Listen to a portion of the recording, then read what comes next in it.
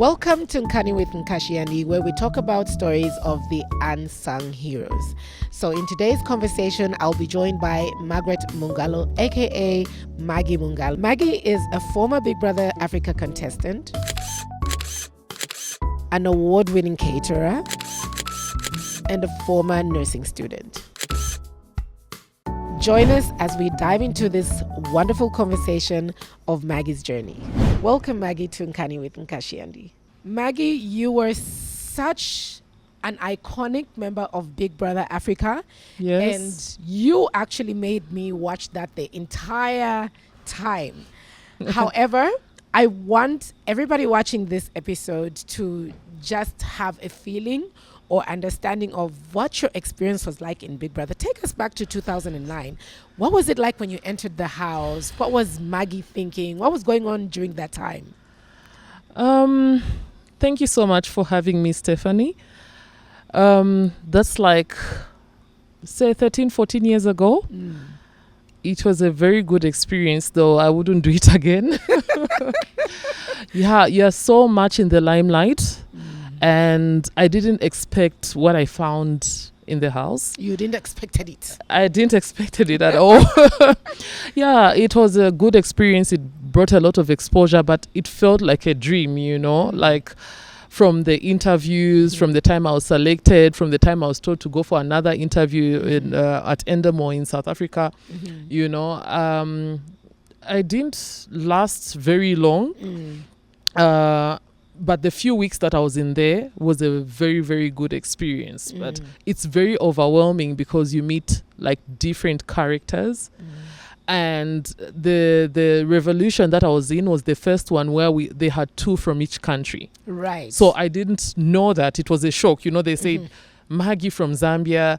And then a few months later, they were like, there's Paloma from Zambia. So, so we were two from each country. So we were a lot, but also it felt good. Like, oh, I've got a sister from my country. For me, I don't take it as competition. Like, okay, we are a team. We're here Let's together. do this, Even though we were told not to speak our local language, it was very difficult. Every now and then we'd sneak and they'll tell us to say they're watching because we want to gossip, we want to talk about other contestants. Yeah. But it was a very good experience, but very, very overwhelming because of different characters and about 14 countries, know. Wow. That's times 2, so that's like 28, so yeah. It was hectic. So tell me, what are, not some, but give us one memorable time that you had in Big Brother Africa during the time that you were there. Good question. I can say like energies, you get in the house, you don't know people. No wonder I speak highly of, interactions and energies because the way we just separated in the house, trying to fit in is one memorable thing. Like, okay, I've met so many people. There are people chatting. There's a group of smokers. I don't mind people who smoke, but, we could tell that, okay, this is my group. And that's how I can quickly say, like you can pick who belongs in your team. Yeah. You know what I mean? So even up to now, we just looked at each other with this girl from Tanzania, Elizabeth, who I'm still friends with. I've visited her in Tanzania. She's planning to visit me here. We could just, like assess the situation in the house just by looking at each other. Right. That made me feel like energies are real. Who you connect with, who you choose. That was a memorable situation. Like I was in a wrong corner. And just by looking at me, she could say, like, move this side, like, let's make a team. And that's how, That was one of the memorable moments Yes, for you. yes. Lovely. Now, I know you're a jack of all trades, as I am. Yes. But now, obviously, you have doubled it down to 2 or is it 3 things now. But part of your journey has also been you doing nursing. And I would like everybody to just understand, as business women, sometimes you start off with one thing, sometimes with multiple things. Absolutely. But you are one of those many women, I think I should say, that has doubled into so many things. And nursing was, if I was being honest, nursing was not one of the jobs I ever saw you doing. Really? Yes. I'm so into it, by the way. Yes. So Yes. this is why it's for me. It's a pivotal question for me. Like, why nursing, and why did you go into this, and what prompted you to do this whole nursing journey? And was it in Zambia? Was it in South Africa? Where was it? Just give Okay. us a little bit of a snippet about it. Yeah. So that's actually my first income. And I had to give a story of why I had. It wasn't nursing at first. It was caregiving, Okay. which I did in the UK. Okay. And when I was being interviewed on a telephone interview, they asked me why I wanted to do it, and I told them the story of how I looked after like my late grandmother. So I've noticed, you can say food and like being a caregiver is different, but it works hand in hand in like just being passionate about people. Right. Like even when I cook, now I'm in the food industry, I cook with love, I cook with all. So even that job, I'm still into it, and I'm going to do it in future. I'll tell you later about it. But yes, that was my first job, even though I didn't get a proper salary, it was an allowance. So I went to the UK and I was a caregiver and advocate for physically challenged people. Oh, wow. And then I stopped until this year when I got a job in Cape Town. I, went to work, but after being an entrepreneur for so long, I just came to realize to say, no, I need to stick to one thing.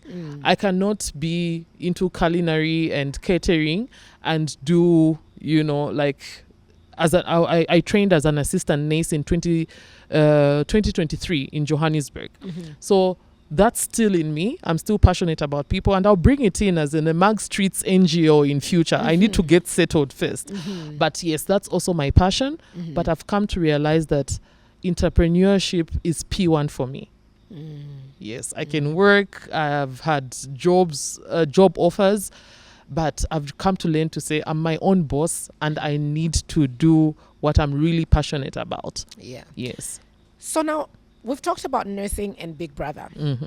Now let's talk about how you finally became CEO of Mag Streets, the food that we all love to eat. I Thank you. personally love your food. Thank you so much, Stephanie. And I think I would have also never seen you doing this, but when you finally did, for me it was like, oh wow, this is something she loves to do, and I love eating. So here we go. Like it's an all-in-one for me.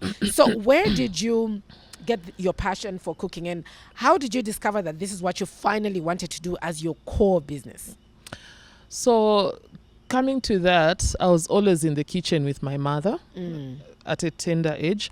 And I've had messages flocking in my inbox from like my childhood friends, like where we grew up. They'll tell me, oh, you used to make us very tasty sandwiches. They'll tell me things that I've even forgotten about.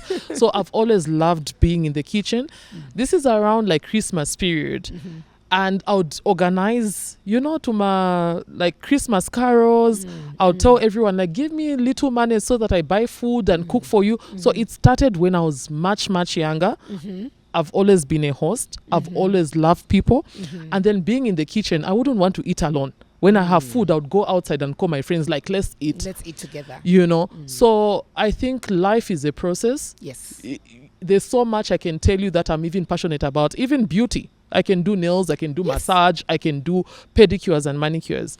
But in my heart, I always say, I always talk about this sentence that my elder sister used to tell me, Maggie, you can cook with your eyes closed. Like, I believe that.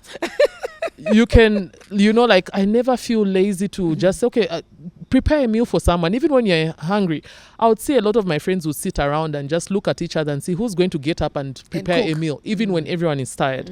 I never think about it. I just do it. That's how I knew. And I prayed about it to say, God, I need to settle. I cannot go into the beauty industry and stop. I cannot go into being a nursing assistant and stop. I cannot, I've had a pub and restaurant before, So I just had to sit still and listen to what God is telling me. And I'm a good host. I love people, and I just settled for food. So that's how come I started doing events. So I started with restaurant and bar, which was not very easy to run. So I would do a restaurant and bar, and then I would also do events. So now I'm just focusing on the catering business, but it's a passion that I've had from a very tender age. I love that. Yeah. You won Afroglow Awards for Best Caterer.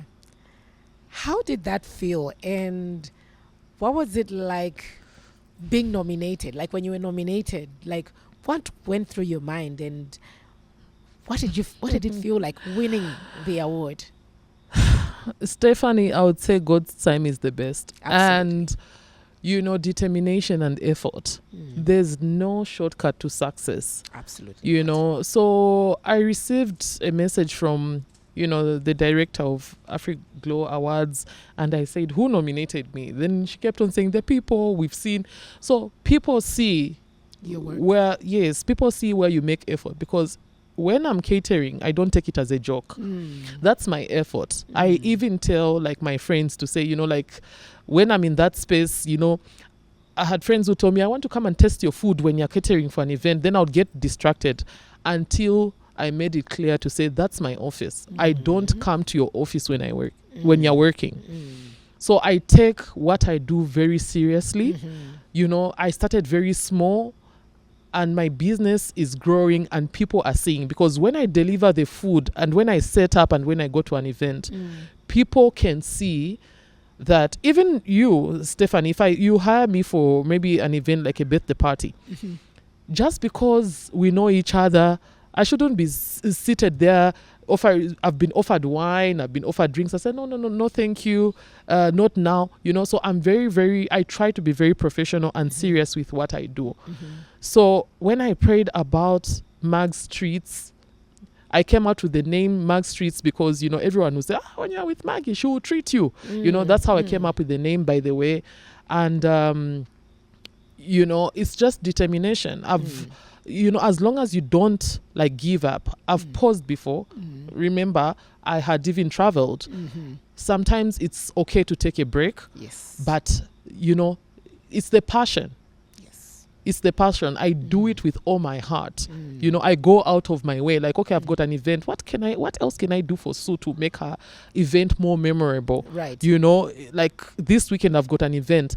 I've started planning like maybe 2 weeks before to just make my client happy as happy as possible. So it's just passion. You need to do something willingly with all your with love. Yes. So there's something that I think a lot of people also don't know about you, and that's the fact that you're a mother to girls who I have met, who are very hilarious, and I think way more entertaining than mommy is, if you ask me. And I love that for you.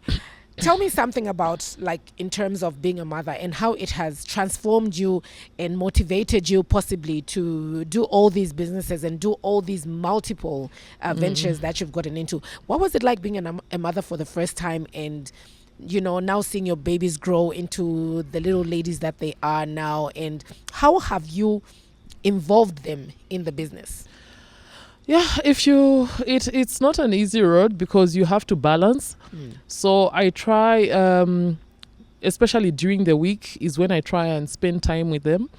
So I try and do activities like, I love taking walks. That's very therapeutic for me. So I involve them into therapeutic activities. So for me, catering, I'm usually busy during the weekends. Right. So you can imagine Monday to Fridays when they're at school and I'm busy during the weekend. So how did I involve them in my business? If you look at my pictures and my videos, they are always there serving. Yes. So I've tried to say, okay, how can I bond with the girls? If I'm busy catering, I'm busy with functions here and there, I'll miss out with spending time with them. Yes. So my kids can make starters, they can make salads. My clients won't even notice that it's not me who's made. Yes. So I've taught them how to do it, and I also take it from my mother. So my mother was a flight attendant for Zambia Airways, and she was very passionate about cooking, and I was always with her in the kitchen. So it's like a family. It's a Passover. It's basically a Passover, yes. Are you looking for stylish quality pieces that make you feel confident and empowered? Look no further than Mino's Closet, proudly located in Kablonga and Roma. As the wardrobe sponsor of Nkani With Nkashiyandi podcast, Mino's Closet is dedicated to providing Zambian women with fashionable, affordable, and high-quality clothing. From workwear to evening wear, Mino's Closet has you covered. Mino's Closet, keeping it classy. So in this business you have been doing with your daughters all this while, which one of the two has shown any interest in doing what you're doing? I can say the first one. Yeah, so both are passionate about cooking, but you can tell to say the younger one is just trying to follow the steps of because they're just a year and some months apart, and she'll be like, I also want to do this. So I sat down with them and said, you can't be the same. You see, I have one sister. She's into fashion and everything. I'm into catering. Yes. So we are different. Yes. Yeah. So you can be interested in the same thing. I've tried to do clothing, but I'm not a fashionista. You know what I mean? So the first one is really passionate. She will make me breakfast. Like even this morning, I'll be in a hurry. I'll be going somewhere. She'll make me breakfast. The younger one is into, I think she's good into doing beauty and just not in the kitchen. She's all about glam. Yeah, she's all about glam. So you'll find her doing makeup or doing a facial on my mother or asking if she can paint my nails. So I said, follow that. You know, they can have, you know, like career choices, but I always encourage, you know, people we should try and teach our children, you know, like some skill. Right. Especially during holidays. So I intend to take my first daughter to like a culinary school. Lovely. When she's not in school, like over the weekends or during school holidays. Yeah, so the first one is definitely me. I love that. Yeah. So tell me, we've talked about Big Brother, we've talked about nursing, we've talked about how you started Mag's Treats. During your journey of being an entrepreneur generally, what are some of the challenges you think you have faced that you probably never even thought you would pull through? And how did you pull through those challenges? I think underpricing. You know, like you have a meeting with a client, for instance, and then, you know, I'm just starting. I don't even know how I'm supposed to do. I've got this menu and I'm a beginner, and then they pay me. I'm going to do my shopping. I didn't cater for the transport. You know, I didn't cater for the delivery.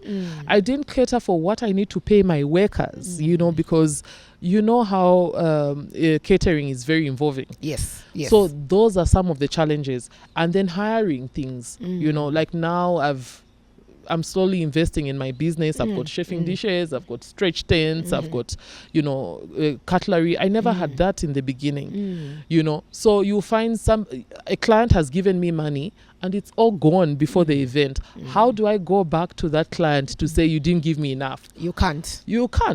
So I've gone to an extent of getting a loan, you know, a small loan to just make sure the client is, the client is happy. So the certain factors where you just sit down and say, I've worked for this client, I haven't made any profits. It seems like I worked for free. Yes, I worked for free, and I had to get more money from somewhere just to make my client happy. That was a challenge until I had to start learning about all these costs that I need to put in order to get to make a profit. Yeah. So in overcoming the challenge mainly of underpricing, what helped you get to the point where you are now pricing as you should? Research. Like, I'm still learning. So on the 6th of January, I've enrolled for another top culinary school in Lusaka. Yes, so I went to a culinary school. So it's, you know, I've just been interested in food and I've been learning online. Then I went to a culinary school for like 3 months, some time back, but it wasn't really advanced because if it was, the school should teach you even, you know, how you should cost and how you should price. So I was never taught that. I just did it out of my head. I would go online and see how people are pricing. You know, so I had to learn through going to TikTok, calling people, is this a catering company? I'll just pretend like I have an event and I'm asking like how much they charge. So I started doing my research and learning. So a business is all about improving yourself and learning. Like now, even if you guys are saying my food is good, I still want to learn more recipes. I still want to learn cost pricing and budgeting and everything. So first week of January, I'm starting another top culinary school. You're back at it. Yes. So basically, like even in your line of business, learning doesn't end. No, in short. you have to learn. There's YouTube now, there's TikTok. You can see. But, just being there and learning from the best, there are people we see on TV. You see chefs going to, Gordon Ramsay and people like that. Even if you're good, knowledge is power. You always have to learn. So I've told myself, like, even if my food is good, I want to learn new recipes. I want to learn new skills. I want to see what happens there for me to grow. And in terms of what it is that you do as Mag's Treats, because I know catering is also a bit vast. There's snacks, there's 3-course meals, there's all sorts of things. What does Mag's Treats do generally? Do you do snacks? Do you do 3-course meals? What do you specialize in as Mag's Treats? I specialize in soul food. Like that. Hearty meals cooked with love. Yes, so mainly my food is soul food. I tried to do snacks. I'm not really into it. I can do it like in small quantities. I can't do larger quantities. Yeah, larger quantities. I can, but that's not what Mag's Treats is all about. I have like snacks for starters. For instance, I can have spring rolls or samosas. So I do have like snacks only for starters, but I'm very well known for hearty meals, comfort food, soul food, The kind of food that gives us extra cushion. Yes. You'll be feeling a little under the weather and you'll be like, no, if I order a meal from Mag's, I'll, to make you feel good. Speaking of ordering, the part where you said ordering food from Maggie, I do remember like if not a year or a few months back, you also had provisions where you were doing catering for individuals. Yes. Is that still a thing, or it's no longer part of what you're doing? It is, and I tried to do it whilst I was away, but it didn't work. Okay. Yes, I had trustees that would do that, but to be honest, you have to be there, especially with sensitive things like food. Business, you can't just do it under remote control. Agreed. Yes. So from January, I'm doing the individual orders because people have been asking me. We don't have events every day, and usually events are over the weekends. So like Mondays to Fridays, I'm usually free. Okay. So I'll still be, cooking, and you can order. I deliver at a fee, or you can pick up. So. Yeah, I'm very famous for like, family meals. You don't feel like cooking a family of 5, 10, 15, 20.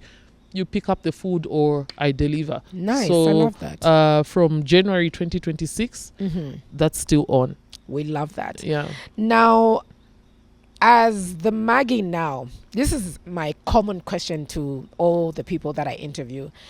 As the Maggie now, you have learned so much. You have gone through so much, as a business owner, as a mother, as a sister, What do you think you would tell Maggie of 2010, 2011, thereabout, like when you're a bit younger?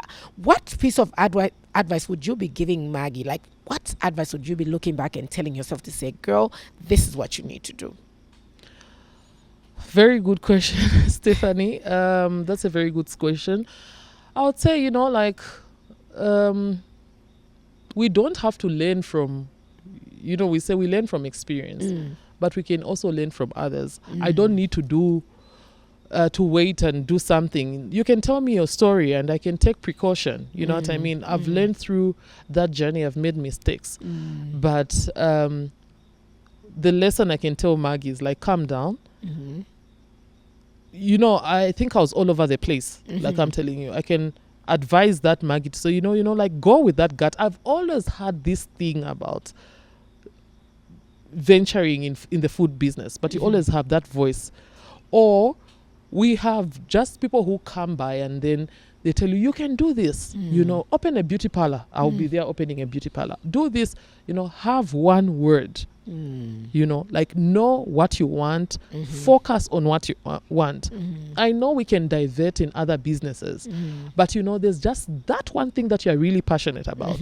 Like for me, even if I had to soar high in the Mag Streets business, I wouldn't rush to go in the beauty industry just because I'm familiar with it. Right. I would go back to like my dream of having an NGO as Mag Streets, because I've got experience and I'm passionate also about helping people.